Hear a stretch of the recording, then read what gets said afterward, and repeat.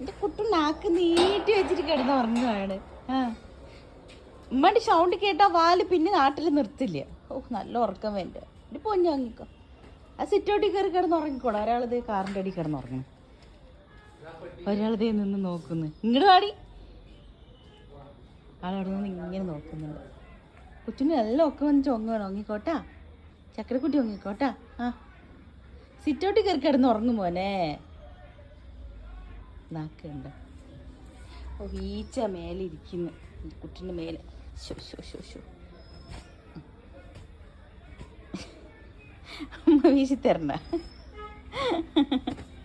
ശരി നല്ല ഉറക്കോ ചെക്കൻ.